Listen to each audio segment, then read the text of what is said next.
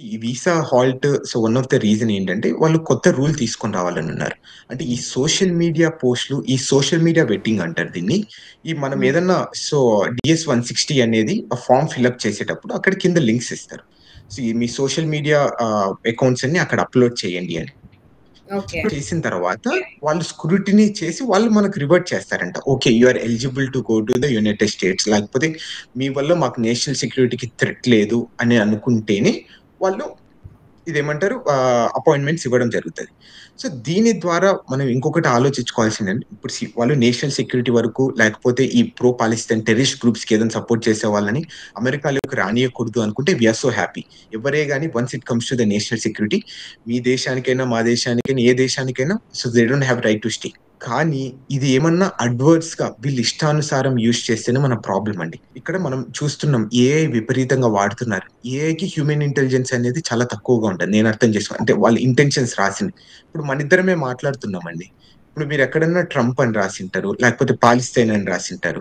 ఇవన్నీ ఏమైతదంటే రేపు నేను నా సోషల్ మీడియా నా అకౌంట్స్ ఇవ్వడం వల్ల అక్కడ ఓకే. వీడు ట్రంప్ గురించి ఓకే. అగెయిన్స్ట్‌గా రాసాడు అనేది నా వీసా రిజెక్ట్ చేసేస్తారు నెక్స్ట్. నన్ను పోర్ట్ ఆఫ్ ఎంట్రీలో అడ్డుకుంటారు. ఇది ఫస్ట్ అమెండ్మెంట్. ఇప్పుడు core principle of the American democracy ఏంటి? The freedom to speak, the hmm. Freedom to dissent. మీకు ఏ పాలిసీ అయినా నచ్చకపోయినా కానీ ఇర్రెస్పెక్టివ్ ఆఫ్ ద సిటిజన్స్ మీకు ఆ హక్కు ఉంటది.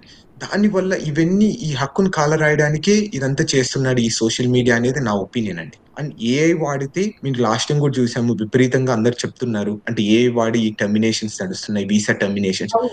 ఒకవేళ ఏఐ వాడిన తర్వాత ఫర్ ఎగ్జాంపుల్ ఇప్పుడు మీరే ఉన్నారు. మీరు టూరిస్ట్ వీసా ద్వారా రేపు రావాలనుకుంటున్నారు. మీరెక్కడన్నా ఇప్పుడు మీ సోషల్ మీడియాలో ఎక్కడన్నా ట్రంప్ అని రాసింటారు. మీది రిజెక్ట్ చేస్తారు. ఎందుకు రిజెక్ట్ చేశారు? మీరు ట్రంప్ అని రాసారని. ఏఐకి అర్థం కాదు కదా మీరేం రాసారు అవును. అని. అవును. ట్రంప్ పాజిటివ్‌గా రాసారా? నెగెటివ్‌గా రాసారా? ఏంటి అనేది ఎవరికీ అర్థం కాదక్కడ. హ్మ్. How can you differentiate it? True. ఇప్పుడు నేనే ఉన్నానండి. మనం పాలిసీ మీద గుడ్డిగా మాట్లాడుతున్నాం. రిజెక్ట్ చేసుకుంటూ ఎళ్ళిపోతారు ఇంక అంతే. అది రిజెక్ట్ చేసుకుంటూ వెళ్ళిపోతారు. దానివల్ల ఎవరు హర్ట్ అయితారు? ద స్టూడెంట్స్ ఎంతో మంది ఆశలు పెట్టుకొని, ఎంతో మంది బంగారు భవిష్యత్తు కోసం తప్పులు వాళ్ళ చేసుకొని తండ్రిదండ్రులు వచ్చి మన వాళ్ళు అసలు ఒక్కొక్కరి కథలు వింటే నిజంగా ఎంత బాధాకరమో. మనం ఆల్రెడీ ఒక ఇంటర్వ్యూలో మాట్లాడాం గూడా ఒక బాధితుడితో. ఈ చిన్న చిన్న అవును. కారణాల వల్ల వాళ్ళు అంత అంటే ఎన్నో కలలు పెట్టుకొని వస్తారు గదా! ఇంకా సెటిల్ అయిపోతాము. మా ఫ్యామిలీస్ అన్ని సెటిల్ అయిపోతాయని. వాళ్ళందరి డ్రీమ్స్ పైన నీళ్లు జల్లుతున్నట్టు ఒక ఒంటెద్దు పోకడలాగా కొనసాగుతున్నట్టుగా అనిపిస్తోంది ట్రంప్. అవునండి. అండి ఇక్కడ మనం కూడా ఒకటేంటంటే ఎవరైనా గాని ఆలోచించుకోవాల్సింది వీసా రిజెక్షన్ అంటే ఏదో నీకు ఒక 10,000 ఫీజు కట్టేసాము. 10,000తో డబ్బులు పోయిండేది కాదు. వాడు సుమారు 6 నెలలు టైం పెట్టింటాడు దానికోసం. హ్మ్. 6 నెలలు ఎంత ఖర్చు పెట్టింటారు? అప్లికేషన్స్‌కి ఎంత ఖర్చు పెట్టింటారు? టైం ఎంత పెట్టింటారు? లోన్ అప్లికేషన్ ప్రాసెస్‌కి ఎంత డబ్బులు ఖర్చు పెట్టింటారు? ట్రావెలింగ్‌కి ఎంత ఖర్చు పెట్టింటారు? అనేది ఎవరికీ అర్థం కావడం. అందరూ ఏమంటారు? మొన్న కూడా ఏదో చూస్తున్నాం. ఎంతనో సుమారు ₹400,00,00,000 ఓన్లీ వీసా రిజెక్షన్స్ ద్వారా డబ్బులెళ్ళాయి. అంటే వీసా అప్లికేషన్స్ ద్వారా. You can understand the money.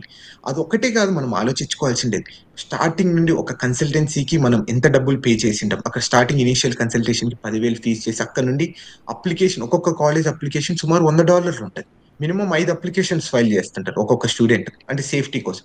$500 ఇక్కడ.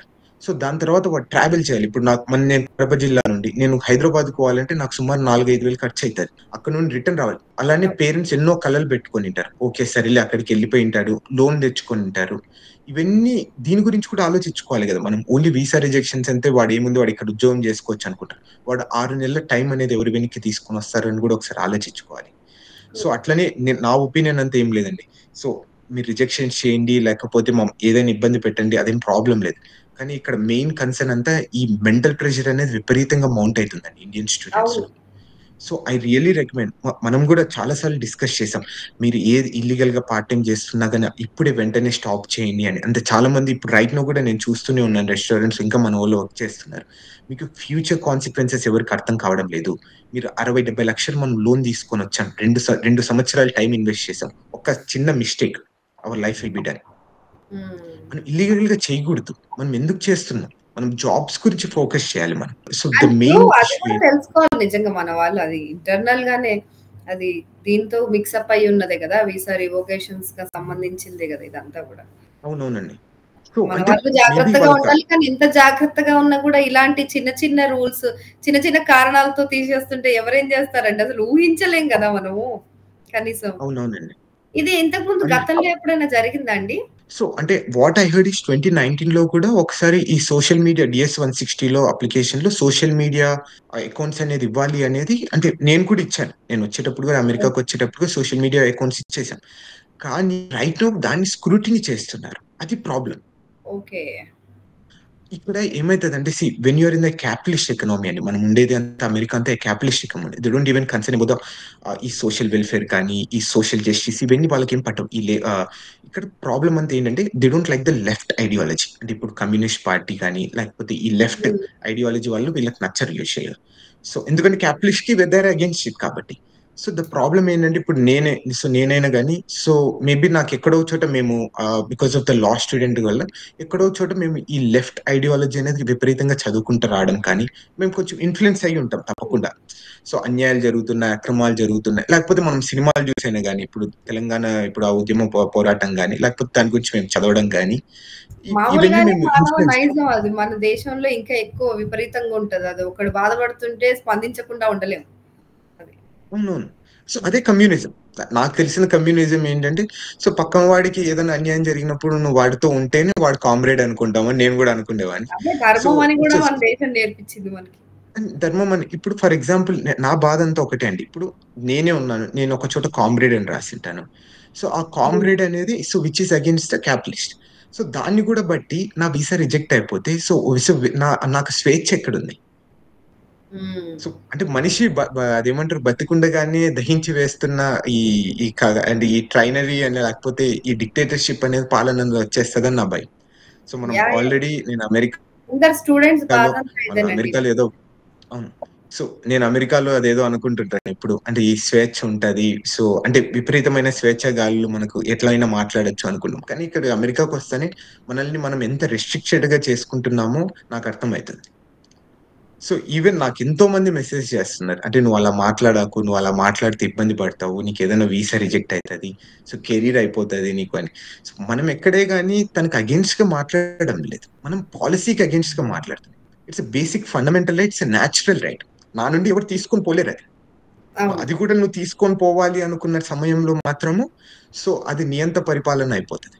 ఆ రోజు నియంత మనకి నీ చుట్టూరా వచ్చినట్టుంటది. ఎగ్జాక్ట్‌లీ. ఎగ్జాక్ట్‌లీ.